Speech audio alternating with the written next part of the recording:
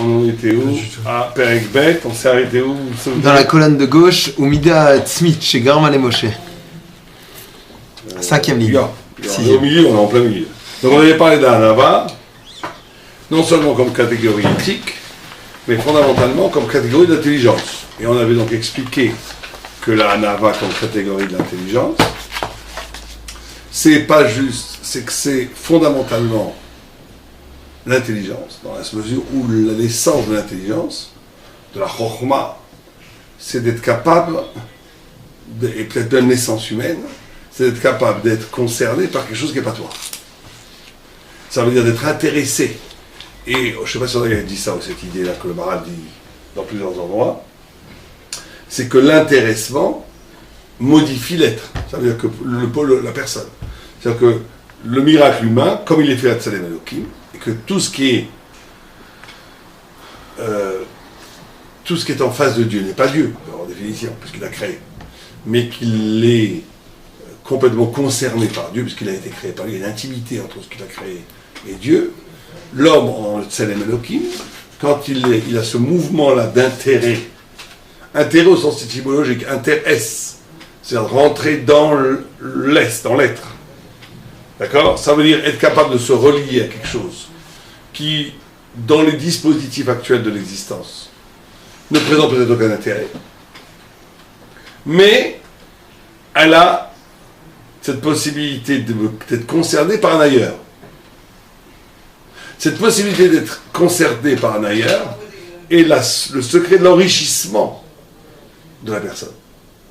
Puisqu'elle va, c'est ça le paradoxe, c'est qu'elle va être intéressée par un ailleurs, et que l'intéressement à cet ailleurs va faire que cet ailleurs va devenir lui, et que par définition, il va élargir son champ d'être, et à Tamid Raham, il élargit constamment son champ d'être. Mais pour avoir ça, il faut de l'humilité.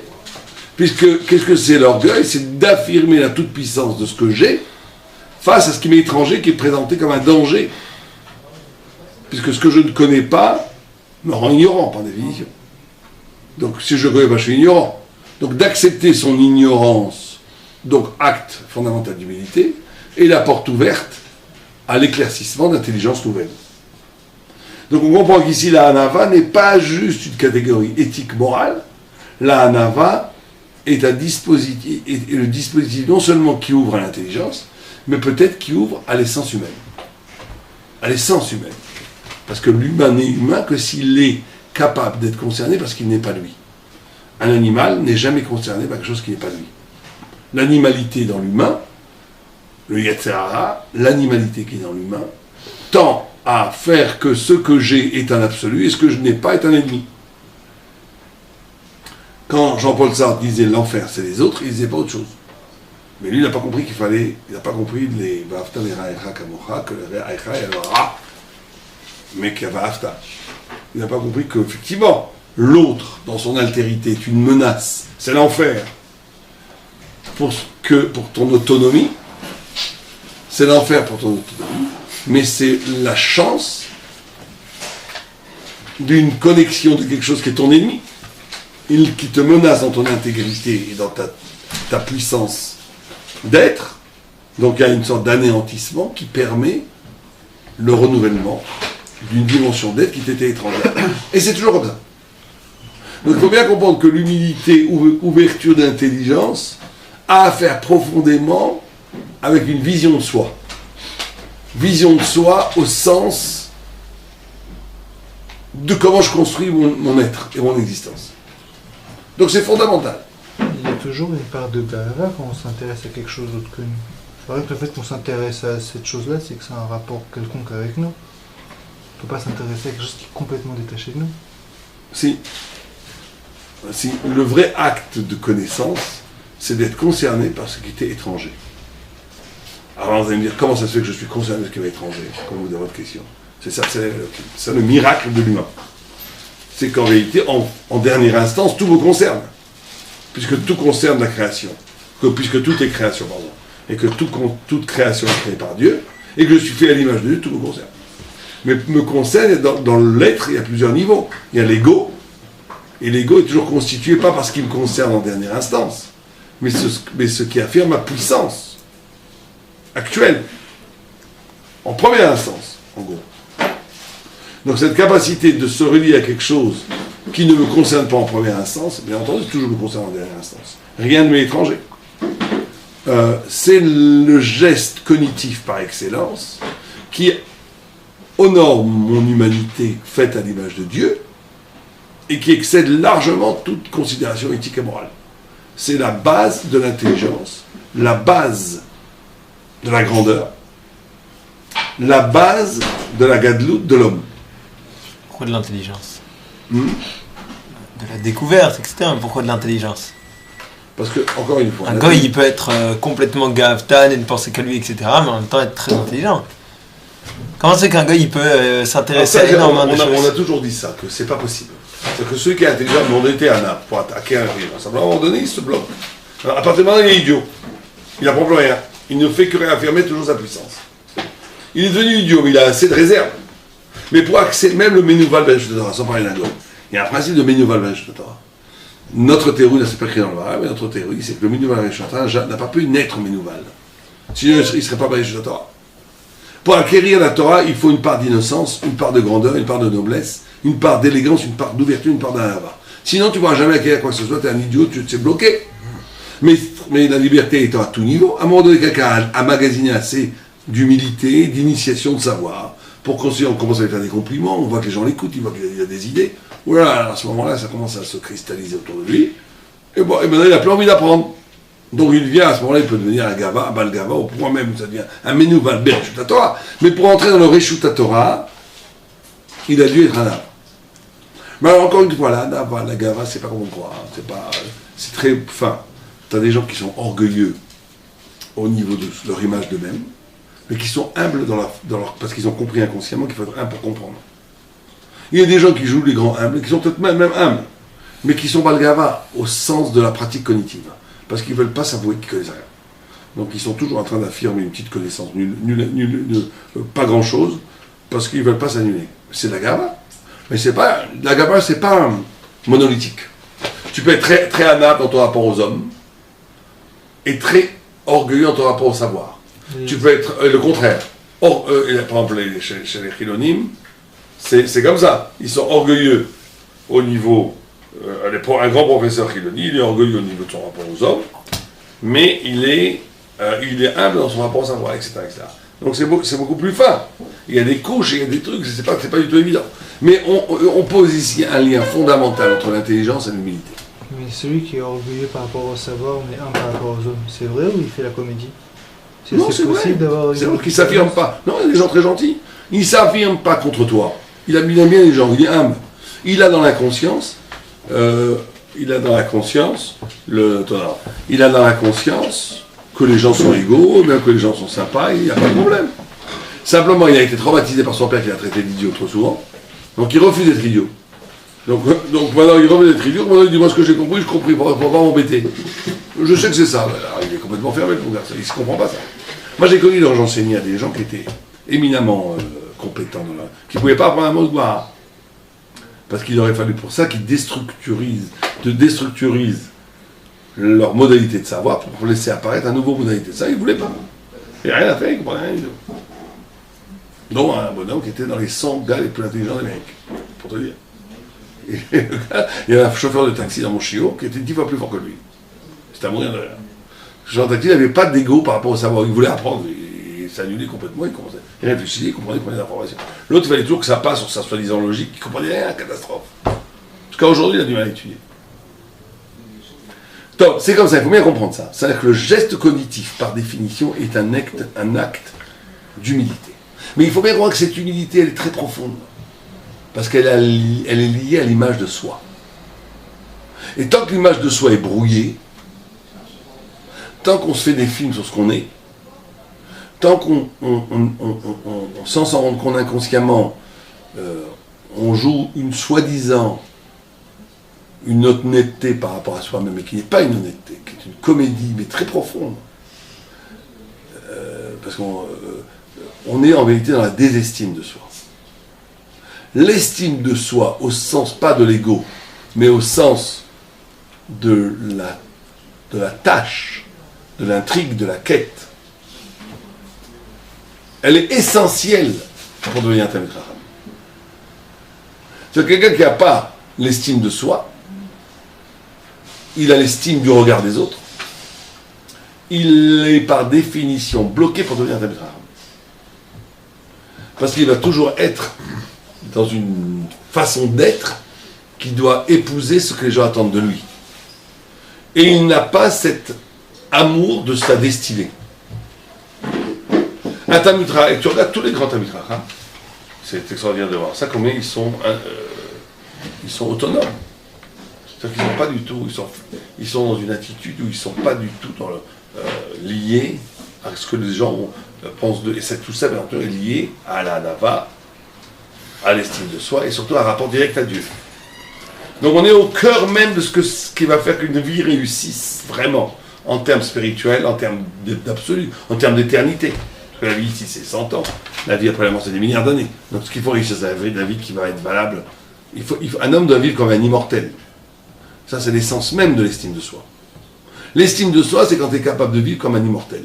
C'est-à-dire que tu ne vis pas, tu prends des décisions, tu agis, tu es en intégrant la vision que tu vas vivre des milliards d'années. Et que la vie elle est très bien ici, mais qu'elle est très, très éphémère par rapport à la vérité de l'existence éternelle. Et donc un homme qui a vraiment compris ça, il devient sadique parce qu'il agit par rapport à la vérité, plus par rapport au shtouyot, des contingentes du regard ici dans ce bas monde. Ça c'est l'estime réelle de soi. Bon, à Mévin, c'est des choses très importantes parce que malheureusement, ce dont on parle maintenant, c'est à peu près 90% les raisons de réussite ou d'échec dans la vie même. Dans la vie. Bien, continuons. Alors, plutôt commençons. Alors, vas-y. Oui, vas-y. Par rapport à l'estime de soi et la nava. Ouais. C'est-à-dire que je ne peux m'effacer que quand je connais ma personne. Tu ne peux t'effacer. Non, estime de soi, c'est oui, tu as raison. Tu peux t'effacer pas quand tu connais ta personne, ou ça aussi, mais on va dire plus précisément, que quand tu acceptes ta personne. Et que tu aimes ce que tu es. À ce moment-là, tu es en parfaite autonomie, en parfaite harmonie avec ce que tu es, au plus profond. Donc tu n'es jamais mis en danger. Donc l'effacement t'efface jamais complètement, parce que tu ne dépends de nul autre que Dieu et toi. Mais tant que tu es dans un rapport duel, une duplicité de toi à toi, ça veut dire qu'en réalité tu ne t'aimes pas, ou tu ne te connais pas, ou tu ne t'es jamais accepté, et que tu es toujours en train de réaffirmer que tu corresponds à ce que les gens disent que c'est un homme fort, un homme intelligent, un homme indépendant, un homme tout ce que tu veux. Tu essaies tout le temps d'épouser des critères qui, au plus profond, sont des critères sociaux ou même romantisés parce que tu as lu. Il y a des milliards d'influences. Tu es dans une posture où tu ne pourras jamais avancer vraiment. Parce que tout ce que tu fais va être bloqué, neutralisé par à un moment donné, tu dois correspondre à quelque chose qui fait que ça t'éloigne de toi. Donc plus de possibilité d'humilité, donc plus de possibilité d'ouverture cognitive, donc tu vas tourner en rond autour de quelques idées, quelques concepts, quelques démarches logiques qu'on répète tout le temps, 1 plus 1 font 2, 3 plus 3 font 4, toujours la même chose. Et on va pas plus loin. La plupart des gens ne réfléchissent pas, la plupart des gens répètent des concepts d'une évidence qu'un enfant de 10-12 ans pourrait le dire, et qu'ils vont jamais plus loin. Et après, on va jusqu'à l'enterrement de la vie par le fait qu'on n'est plus intéressé par la vérité, plus du tout. Alors, c'est l'enterrement en première classe. Donc, tout ça est très important, cette notion du rapport de l'humilité et de l'intelligence. Elle est fondamentale. Elle est ce qui, à long terme, dans la vie d'un homme, va faire qu'un homme va devenir un homme qui va réussir sa vie, va rater. C'est tout. Un orgueilleux, c'est à rater. C'est un raté, c'est un pauvre raté. Et un honnête, c'est celui qui a vraiment réussi. Alors tout ça paraît paradoxal, parce que la notion de réussite, on croit que c'est lié à l'orgueil, j'ai réussi. Et là, la notion de raté, c'est pas du tout comme ça. On ne réussit sa vie que celui qui arrive à l'humilité réelle, ça veut dire à l'harmonie totale et l'estime de soi, qui amène à l'effacement et donc à l'ouverture de l'infini des concepts. Rate sa vie, celui qui s'est trompé d'objectif et qui a commencé à sacraliser son propre moi, à l'instrumentaliser, à en faire un objet d'auto-jouissance du regard des autres, et qui en réalité a brûlé dans l'orgueil et la satisfaction d'être apprécié toutes ses potentialités.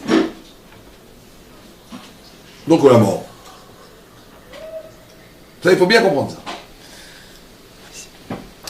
Dans la Hanava, c'est un moment revenir à la source, c'est-à-dire prendre conscience que finalement je ne suis pas grand-chose, parce que même ce que j'ai réussi à obtenir, c'est grâce au fait qu'Akadosh Baruch Hu me l'a donné, etc., etc., etc. C'est une partie de la Hanava, on est d'accord. Oui. Mais une fois que j'ai considéré tout ça, comment est-ce que je peux affirmer ma personne pour pouvoir dire que j'ai besoin d'être fier de moi-même et donc de ne pas considérer? Parce que la Hanava réelle, c'est pas de dire je ne veux pas grand-chose. C'est pas ça du tout la Hanava. Moshe Rabbeinu, il écrit de lui-même que c'était l'homme le plus humble de tous les temps. Moshe Rabbeinu savait que c'était le plus grand leader et le plus grand prophète de tous les temps, etc. C'est lui qui a écrit le Navi, que Moshe. Il ne rattachait pas ça à lui-même. Exactement. La Hanava, c'est pas rattacher ça à lui-même, encore une fois, c'est plus fin que ça. C'est vrai que lui a fait que c'est ça. Non, mais il ne se l'attribuait pas grâce. Il se l'attribuait même. Mais c'est plus important. Sa jouissance existentielle n'est pas dans une posture nucléaire. Ça veut dire nucléaire, où tu as le noyau et l'électron autour, ça veut dire c'est pas moi qui suis mon sujet. Mon sujet, c'est le mouvement vers Dieu, le mouvement vers la vérité, le mouvement poétique de la vie. Donc qu'est-ce que je m'en fiche de moi? Ça suffit, on va pas passer sa vie dans son... Regarder son... Et donc tout le monde comprend que quand quelqu'un a ce souffle, cette ouverture, il jouit non pas de lui, mais il jouit du fait de vivre. Mais ça ne veut pas dire du tout qu'il se considère comme un nul. Pas du tout, au contraire. Tu peux savoir que tu es l'homme le plus intelligent de la planète, si ça existe un tel concept, et être le plus humble de tous les hommes. Et tu peux être un demi-khmar et croire que tu es le plus intelligent, c'est comme ça. Et être un idiot. Et tu peux croire que tu vaux rien et être un grand orgueilleux. Moi j'en ai connu plein comme ça. Vous n'avez pas connu des gens qui sont tout le temps cyniques, qui sont toujours en train de faire des blagues sur eux-mêmes et tout, qui sont des grands orgueilleux. Parce que ils affirment leur cynisme, donc ils ne sont pas du tout humbles. Ah, ils disent toute la journée qu'ils valent rien, mais ils s'affirment dans leur ego cynique. Donc c'est pas une question d'évaluation de peu de choses, grand chose, moins chose.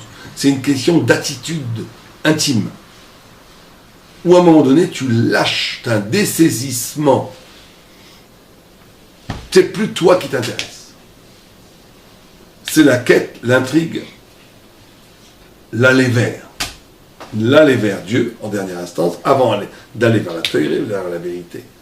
Et de vivre cet aller vers comme la joie la plus profonde. Ça, c'est la Hanava. Allez, alors, on y va. On va lire un peu quand même. Vas-y. Ok. Alors, on a été donc 6e ligne.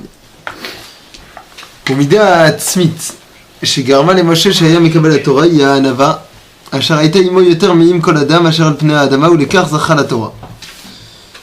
Donc cette qualité-là qui est donc l'humilité, qui se trouvait essentiellement chez Moshe, a fait en sorte que tout simplement Moshe a pu être celui qui a reçu, à travers lequel on a reçu la Torah.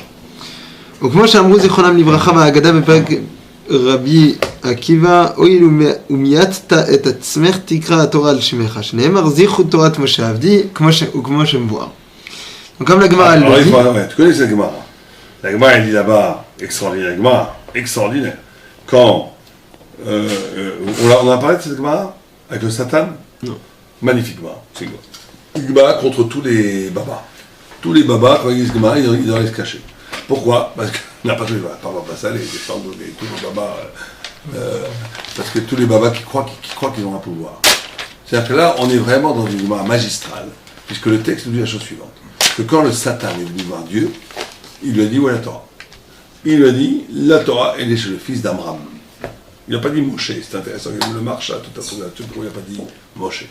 On a le Marsha, c'est intéressant. Mais en tout cas, il dit dans le fils d'Amram. Il va voir Moshe, il lui dit, elle est où la Torah? Dieu m'a dit que il dit, j'ai pas de Torah, moi. À ce moment-là, Dieu lui dit, Rachidi Mechant Bia, c'est une Gemara Shabbat dans Tzadik Tet, si je ne me trompe pas. Il lui dit, Moshe, Badayata, Betmia, pas qu'il accuse. Tu baratines, je viens de donner la Torah. Il lui répond, innocemment, Moshe dit, cette Torah qui a été à l'origine de la création de tout le cosmos, qui recèle tous les secrets de ta pensée. Et moi qui suis le fils de la femme, je peux dire que j'ai la Torah. changeait pas la Torah. Il dit, ouh, puisque tu t'es diminué, comme ça, la Torah s'appellera par ton nom.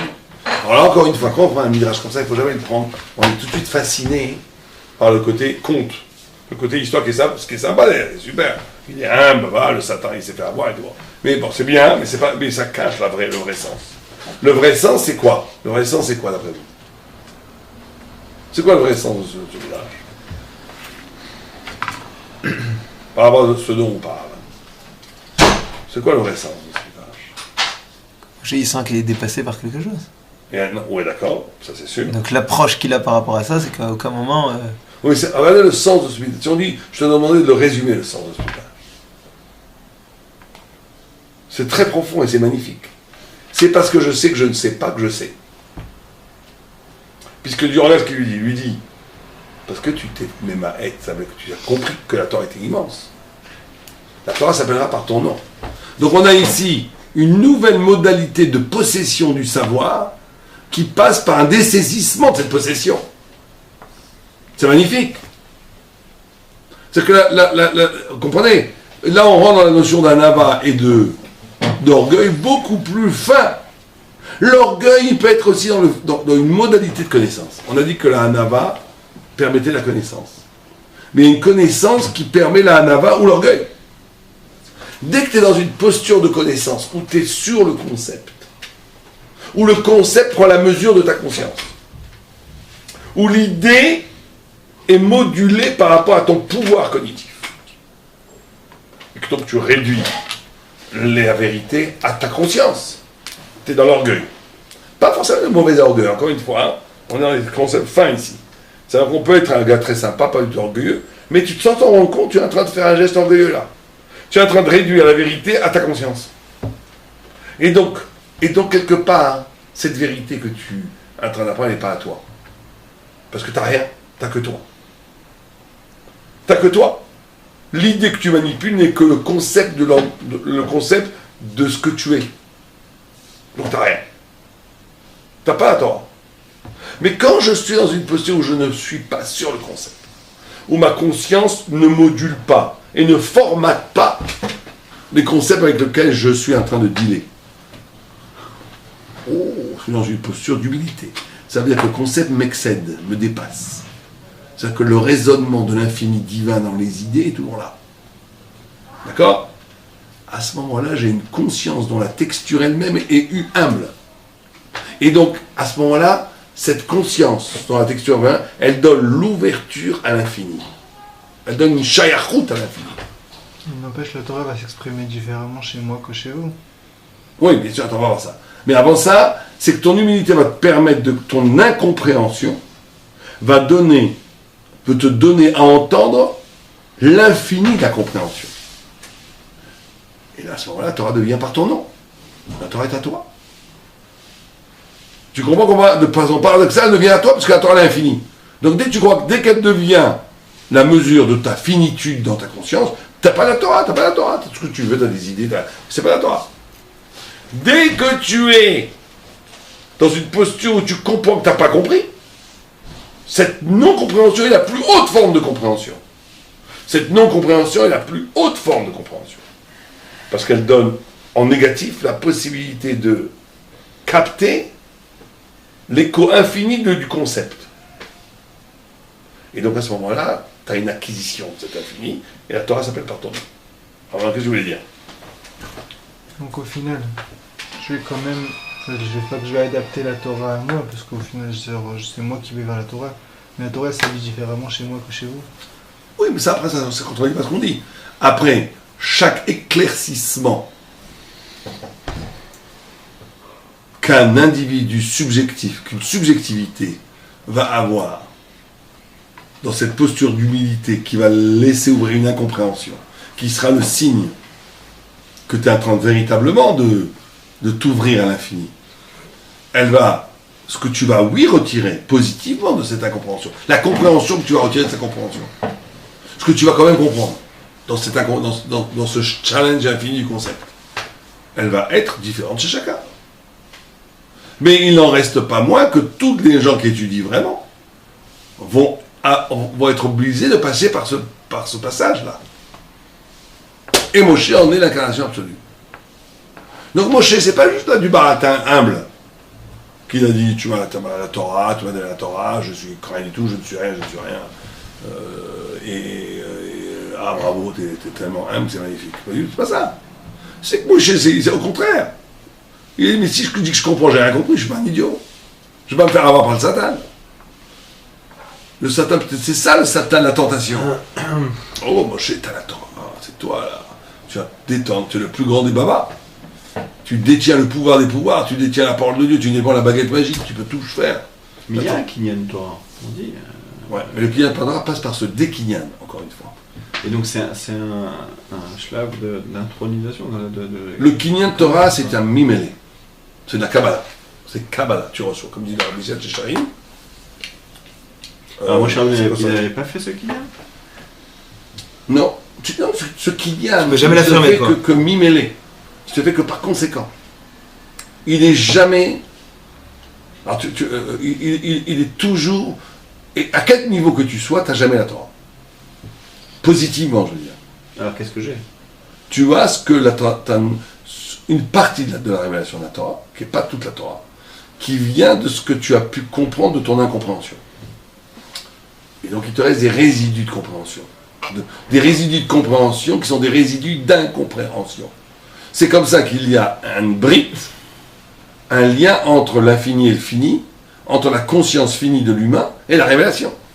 C'est le secret même de la révélation. Parce qu'en vérité, comment veux-tu qu'une pensée révélée, qu'est l'infini, puisse rentrer dans une conscience finie? Je ne peux jamais affirmer alors que je suis détenteur d'une Torah. Que tu es quoi? Que je suis détenteur de la Torah. De toute la Torah, jamais. Mais que tu es détenteur d'une idée, que tu es persuadé que c'est de la Torah, parce que dans cette idée même, elle n'est pas totale, elle n'est que le début d'une découverte de cette idée, ça c'est Kinyan Torah. Et ça même, il faut se battre, même jusqu'à la mort pour l'affirmer. Je comprends quelque chose. C'est que toute vraie compréhension, elle est riche d'une autre compréhension. C'est ça qu'il faut bien comprendre. Toute vraie compréhension, elle est riche d'une promesse d'un futur mouvement de révélation. C'est le signe implacable d'un vrai sphara. Et donc, c'est ça la posture d'humilité. Alors, au contraire, tu dois dire, j'ai ma Torah, mais j'ai pas la Torah. Et ta Torah est cautionnée comme Torah, parce que Dieu en retour dit c'est ta Torah, si elle est dans ce processus d'humilité.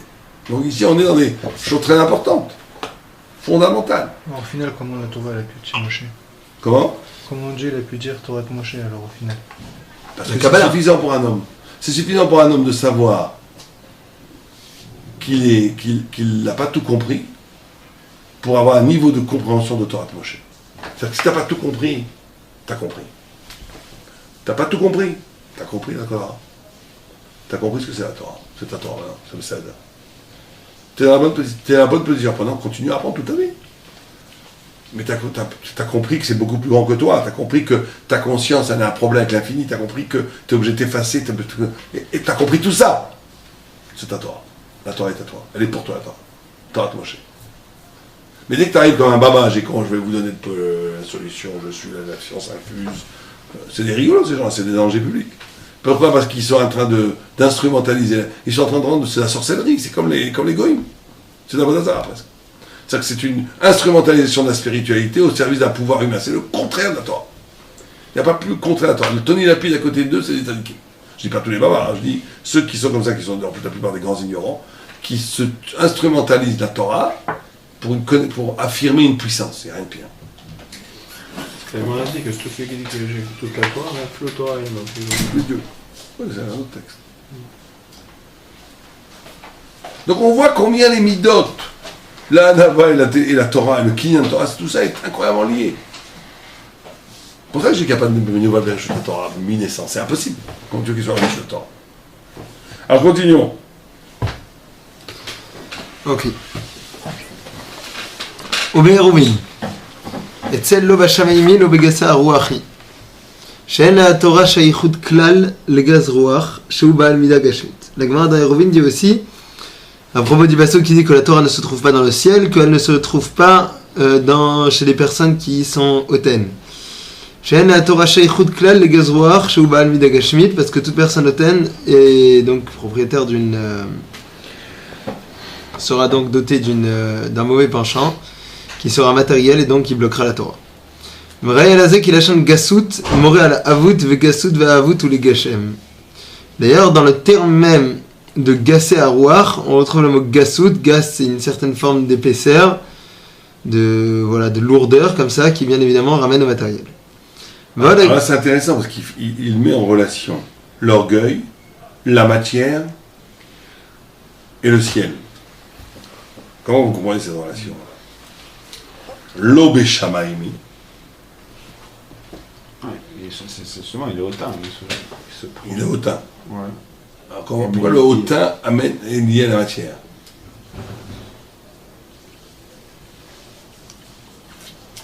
Et pourquoi c'est lié à la notion de shamaim, de ciel? C'est étonnant.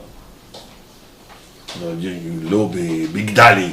C'est la matière, quoi. Shamaim, non, c'est éthéré, c'est spirituel, non?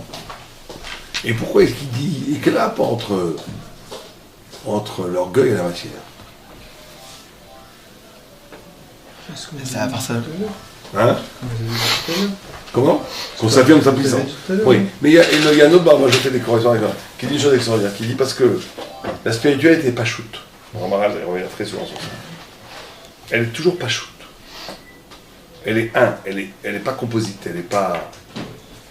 La spiritualité, la vraie spiritualité, elle est pshuta. Elle est presque plate, comme une matzah. Oh, c'est dans le mot d'Hachem. Comme une matzah, la ligne pure, la tsura mouvdelet, la ligne pure. La gassout, elle est elle est liée à la matière, parce qu'elle oublie cette pashtout. On doit tout oublier de la pashtout, et toute compromission avec la matière, c'est une oubli de la pashtout. Et l'oubli de la pashtout, c'est l'orgueil. Il y a dans la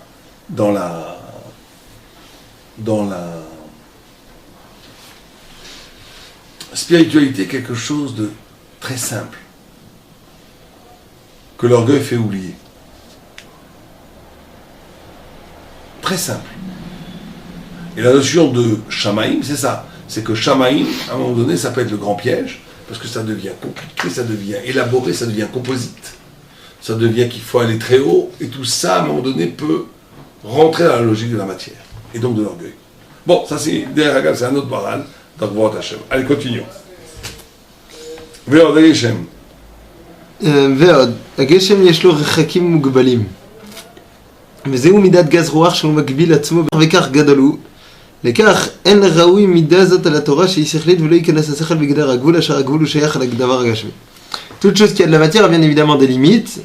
Et donc toute personne qui, quelque part, est en train d'affirmer sa grandeur, quelque part, avec toute la grandeur qu'il a, il a une grandeur limitée. Donc s'il a une grandeur limitée, bien évidemment, il ne peut pas avoir de rapport avec la Torah, qui est quelque chose qui sort complètement de toute limite.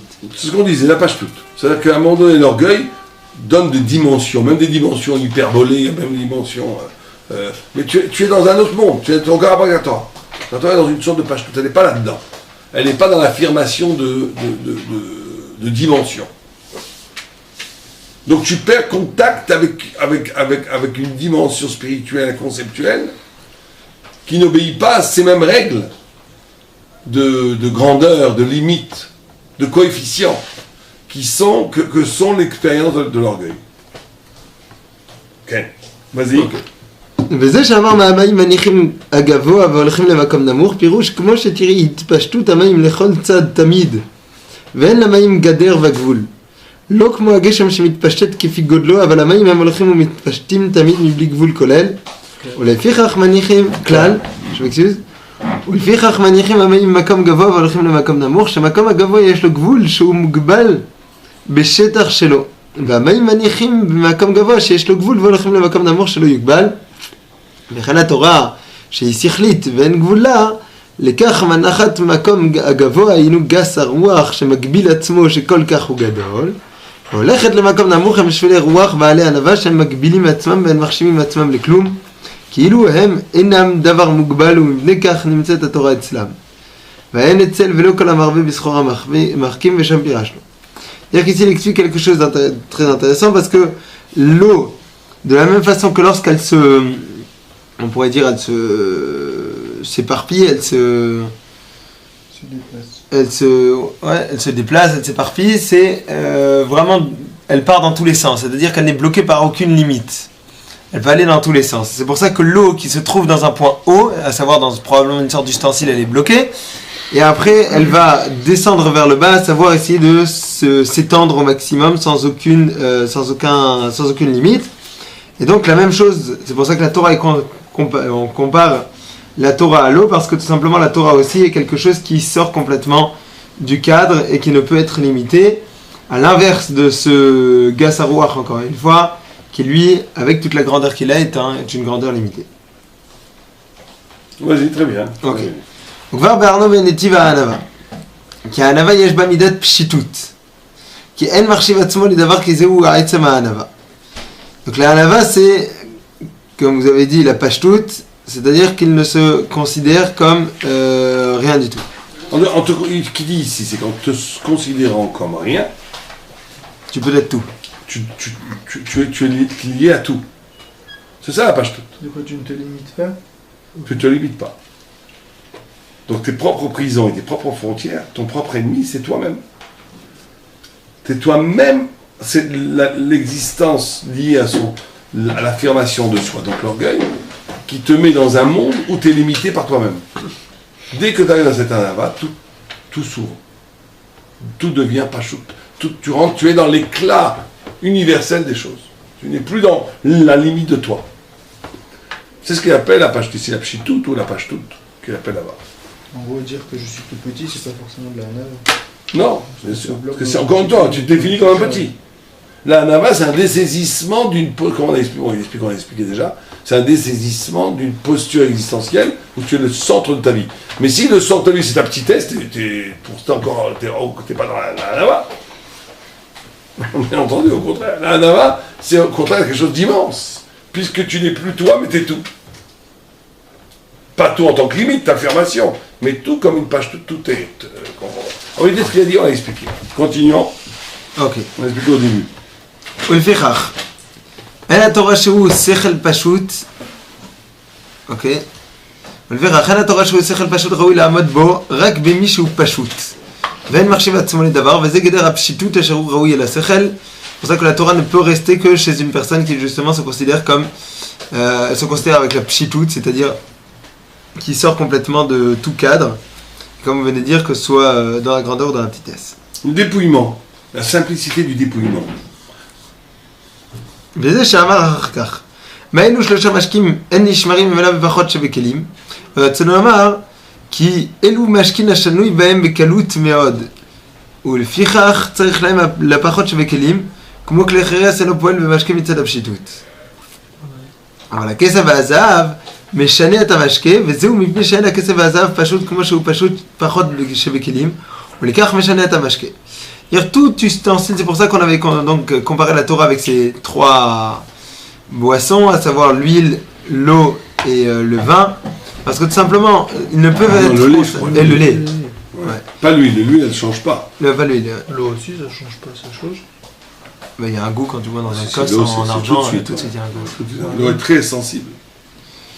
Et donc, pourquoi? Parce que de la même façon que tout ustensile qui sera en argent ou en or, de par le fait qu'il n'est pas pachout, va donner une certaine forme d'influence sur le liquide qui se trouve à l'intérieur, et donc bien évidemment va, on va dire, donner son cachet sur le liquide.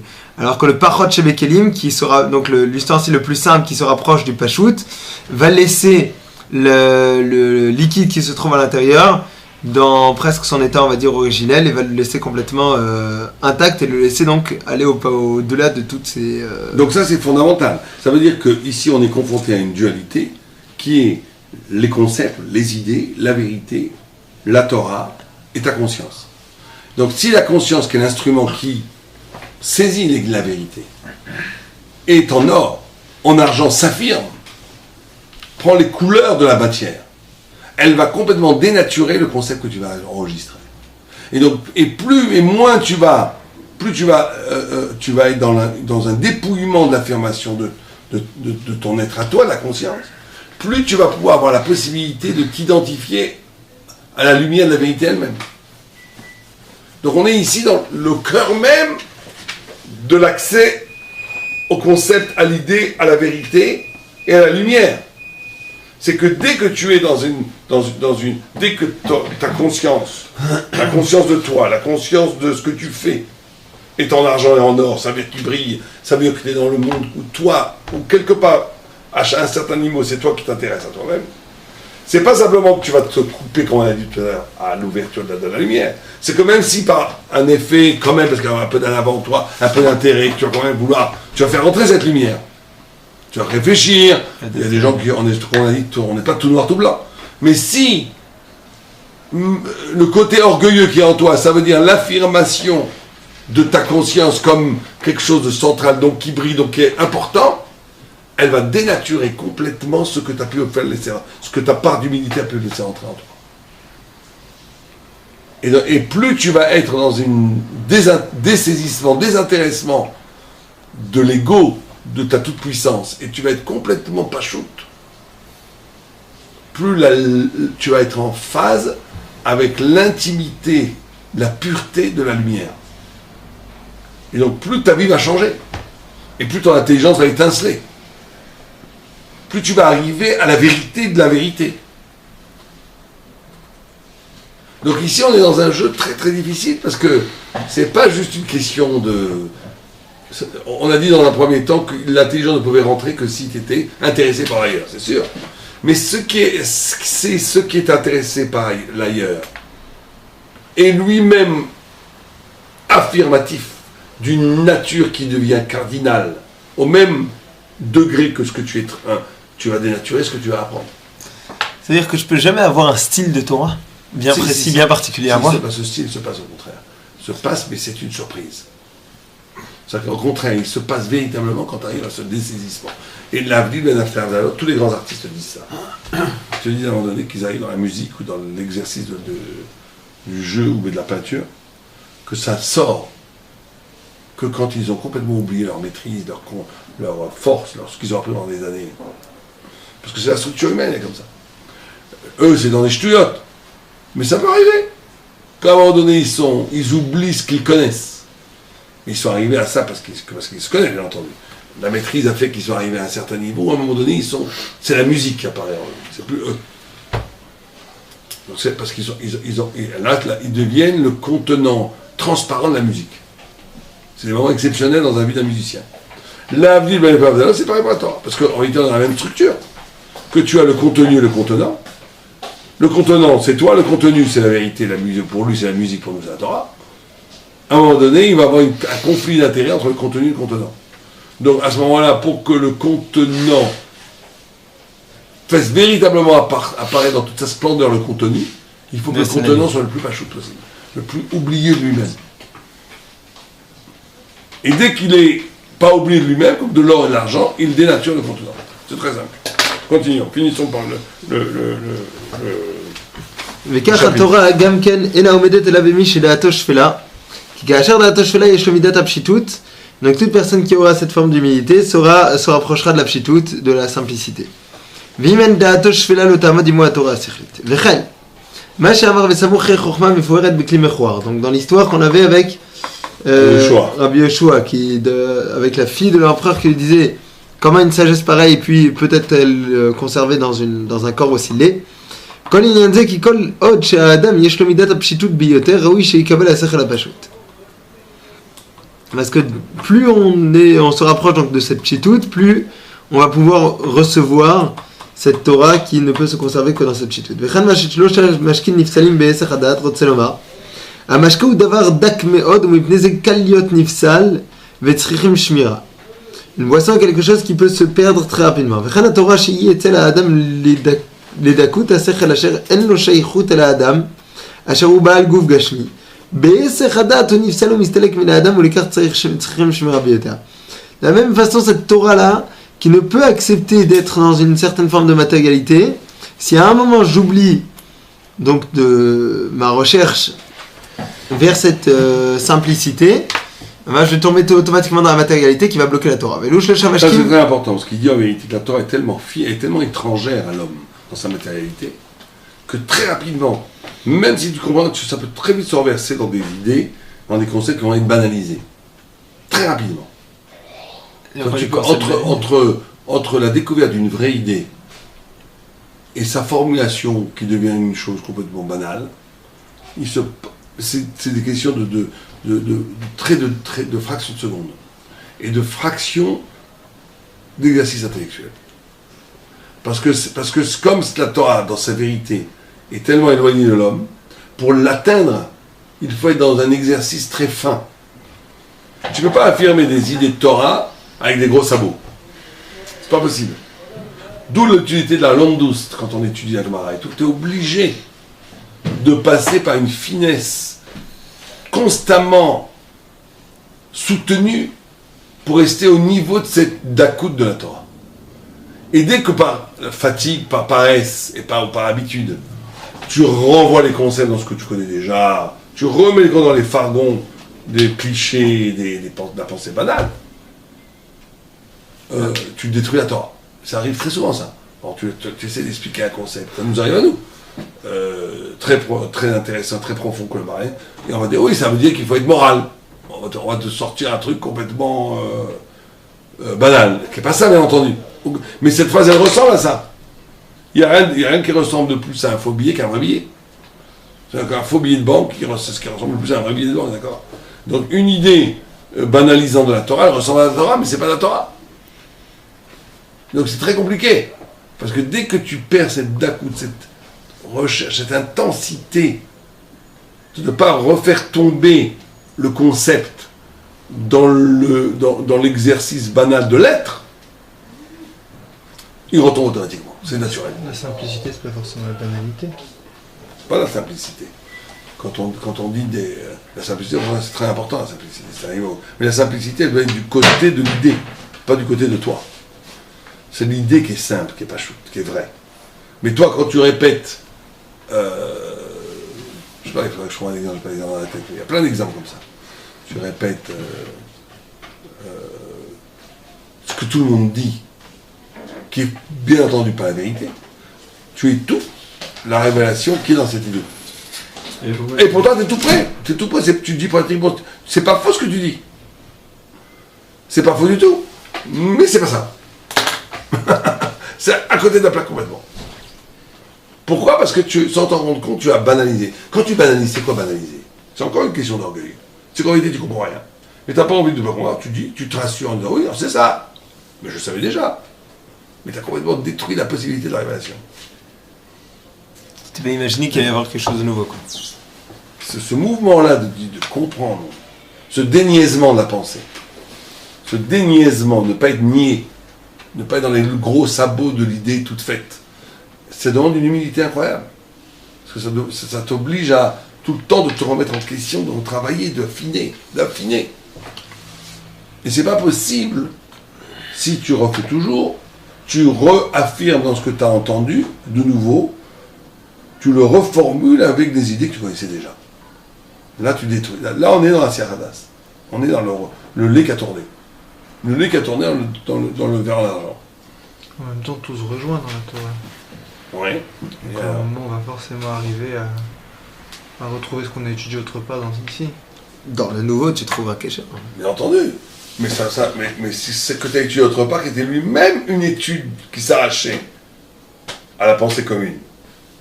Bien entendu. Allez, on finit ce qui est tard. Mais où ? Surtout très compliqué la dernière fois. Velo שלושה משקים הם יין וחלב ומים, ולכך נמשלת התורה באלו שלושה משקים, שהתורה בלולה מן שלושה מידות, ובשביל כן נקראת התורה תליטאי. ומידת המים והיין ידוע, והחלב ממוצע ביניהם כי החלב מן הדם, כי דם נערכר ונעשה חלב ואבן זה. Ça, je vais expliquer après, je pense. Je vais expliquer ce sont ces trois dimensions de la Torah. Je pense, hein. Parce que là, il dit quelque chose d'énorme. On n'explique pas après. Qu'est-ce qu'il dit là ? Vas-y, reprenne.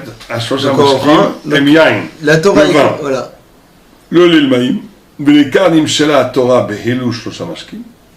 C'est pour ça que la Torah a été comparée à ces trois, le lait, le vin et l'eau. Chez la Torah, Belula min shlosha midot. La Torah est toujours mélangée de trois dimensions, trois midot, trois caractères. C'est pour ça qu'elle s'appelle Klité, elle s'appelle trois. Umidat amaim, ve'ayain yadua. Ve'achalav, il est memutza benehem, il est entre les deux. Qui a chalav min adam, parce que le chalav, il est du sang. Qui dam ne'ekar ve'naase chalav ve'aven. Vous allez te dire un truc énorme. À 2 minutes la fin. Bon, c'est pas grave de reprendre. Parce que c'est énorme ce qu'il dit. Mais ça, on le fera plus tard, on ne peut pas le faire en 2 minutes. Rappelez-moi, on reprend ça, on reprend ça. Cette trinité de la Torah, elle est fondamentale. Mais c'est marrant parce que je crois qu'il explique ici. J'ai vu cette explication ailleurs. Le lait entre le vin et l'eau. Qu'est-ce que c'est le vin? Qu'est-ce que c'est l'eau? Au-delà du din, chesed, hamim, il y a beaucoup de choses. Il ne faut pas le passer, ces trois. Bon, on arrête là, mes amis. Donc le cours dans 2 semaines, si Dieu veut, veille de Shavuot.